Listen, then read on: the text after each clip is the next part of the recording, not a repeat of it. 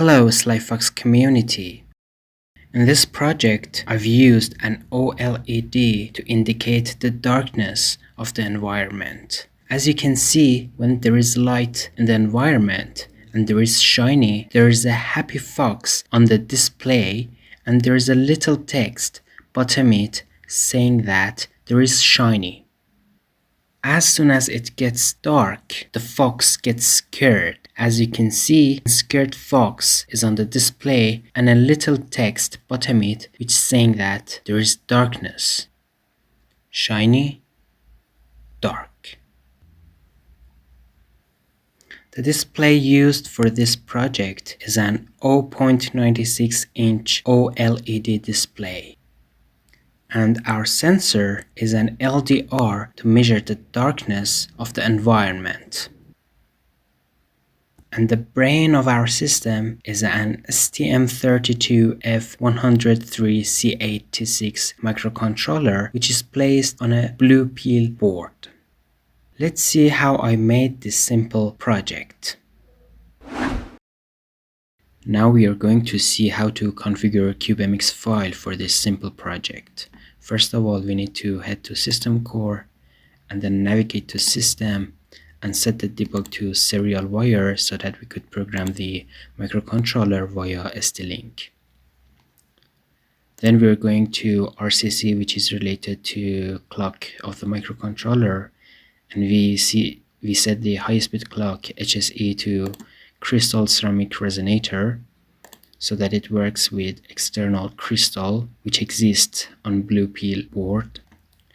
Then, in order to be able to read the light intensity of the environment via LDR, which we use it as a sensor, we need to enable the microcontroller's ADC or analog to digital converter.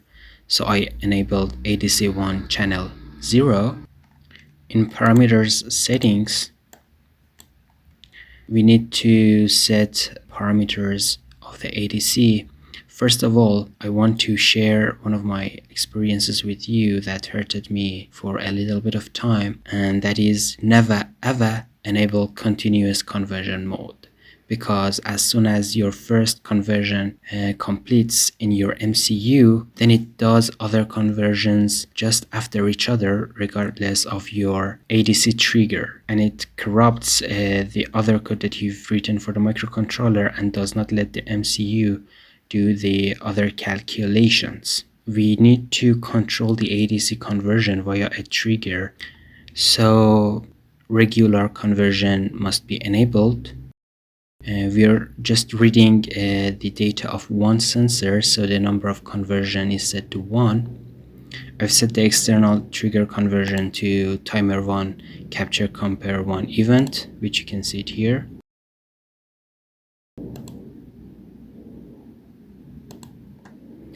And I've set the sampling time to 41.5 cycles. More cycles means more accuracy, but less speed. And that's it for the ADC configuration. But as you saw, we set the external trigger conversion to timer 1. Now we need to configure timer 1. To do that, we need to navigate to timers, team 1. You could see that I've set the prescaler to 1440 minus 1. And that's because if we check the clock configuration, we could see that I set the PLL source to HSE, and then I've set the system clock to PLL clock so that I could set the system frequency to 72 megahertz, which is the maximum frequency for this microcontroller. And then if you divide 72 megahertz by 1440 and then divide it by 10,000, you would see that the frequency of the timer is 5 hertz. In fact, I've set the frequency of the conversion to 5 hertz. It means in 1 second, the signal is sampled 5 times by the ADC. You should also know that timer 1 clock is connected to APB1 bus, and its frequency is set to 72 megahertz. You could check it in F1 microcontroller datasheet. And then you need to set the pulse to 10,000 divided by 2. 10,000 is in fact the period, and the pulse width is set to period divided by 2, or half of the period. In fact, you are creating a duty cycle of 50%. And that's it for the timer configuration, which is the trigger of our ADC. And I've also enabled DMA setting for the ADC in order not to occupy CPU and read memory directly. To do that, you need to head to DMA settings and then add ADC1. I've already done it. I've added ADC1 to the DMA, and I've set the mode to circular rather than normal, so that the microcontroller could read ADC values circularly from the memory. The data width is set to half word, and it reads the data from the memory. And that's it for the analog configuration. Then in order to make the microcontroller communicate with the OLED, we need to enable I2C1. This is what I've done. To do that, you just simply need to set the I2C to I2C. And in parameters, I set I2C speed to fast mode, and the I2C clock speed is set to this number automatically, and then you don't need to change any other parameter. Then your code is ready to be built. And after doing that, we are ready to write our code for the project that we want. Now we are going to see how to write code for this project. First of all, I have to say that I've used a pre-written driver for the OLED and its driver, which is called SSD1306. To do that, you need to include two files which are called fonts.h and SSD1306.h. You should also include the header files in include sections. You can see I've included both these files. The first one is related to SSD1306 and other one is related to fonts.h. You could simply do that by dragging these files and dropping them here. So these files would exist here, then you need to include them. The C files of the driver must be included in the source section as well. I've included fonts.c and SSD1306.c as well. These files are used to be able to show strings, images, and etc. on the LCD. Fonts is used whenever you want to write strings on your OLED. And for this project, we mostly need this driver, and the most important things here are these functions that we're going to use them. And as you can see, there is a clean explanation for each function, and you can read them if interested. And here is the C files of this library.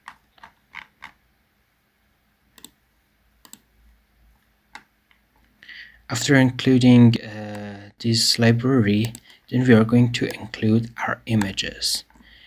I've added these images in the folder of my project, the dark image and shiny image, but as you know, we cannot directly use these pictures to show them on the display. We need to convert them into C arrays, as you can see here. You know, this is shiny.h. As you can see, it's an array of numbers. I've converted that image into a C array. The same thing is true for dark.h as well. And there are many online tools that you can use them to convert your images into C arrays. I use this website to convert my images into C arrays in 1-bit mode.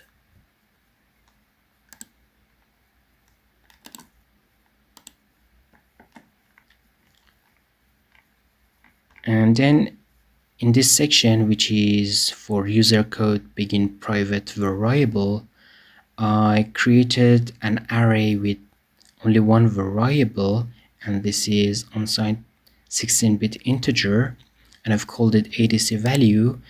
In fact, it stores ADC raw values, which is a number between 0 and 4095, and that's because the resolution of F1 microcontroller is 12 bits. Then I created another 16-bit integer variable called darkness intensity. In fact, we convert this value into a number in percent and store it in this variable, which is called darkness intensity. And I've also created an 8-bit unsigned integer, and it is called flag darkness. It is used for checking the previous darkness state of the environment. We will see its usage in our while loop. And before going into our main function and see how to write our code there, we need to initialize our timer and our ADC. When we initialize timer, in section user code begin team1 init2, we need to start our timer in PWM mode via this function. We enabled timer 1, so we need to declare it here, and we want to use its channel 1. And also for the ADC, we need to do the same thing. We need to start ADC in DMA mode, ADC1, which we have used and declared in CubeMX, and we store ADC values in a variable called ADC value. We've declared this array as a 16-bit integer because we set a DMA variable to half a word, as you can remember, but this function accepts 32-bit unsigned integers. So I cast it into uint32t variable, and this is the length of our array. And also for the ADC, in section user code begin 4, I created a function called HAL ADC conversion completed callback.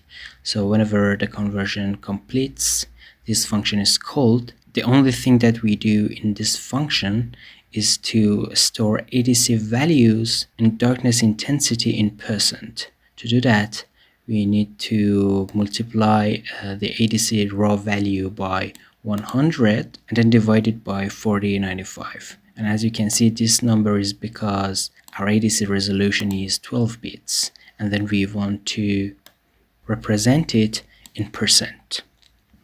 Now we are ready to write the code in our main function. First, we need to initialize our OLED so that it could show images. Then, firstly, we draw shiny image on the OLED. It's okay if there is not shiny at first because the image will be modified later in our while loop. Now we just want to initialize our OLED. And we should remember that the driver is written in a way that whenever you draw an image on the OLED, you need to call this function to update the screen so that the image will be shown on your display. Then in our while loop, we check the darkness intensity. If there is dark enough and previously there was shiny, we understand that we need to change the image which is shown on the display. So we clear the previous pixels, we draw the new picture which is the dark picture, and then we update the screen, and then we say that now we are in the darkness state. Otherwise, we again check the darkness intensity. If there is shiny, the environment is shiny, and it was dark previously, we know that we have to change the image to shiny. And that's the necessary code for this project. We should also prepare this circuit for the project. The power pins of the OLED are provided from the MCU, and the SCL pin of the OLED is connected to PP6, and STA pin of the OLED is connected to PB7 of the microcontroller. These are the I2C pins of the OLED, and we have configured PB6 and PB7 of the microcontroller to be I2C pins. And the power pins of the sensor, which is LDR, are provided from the display. One of the pins of the LDR is connected to GND directly, and the other pin is connected to 3.3 volts via a 10 kilo ohm resistor. In fact, it is pulled up via this resistor.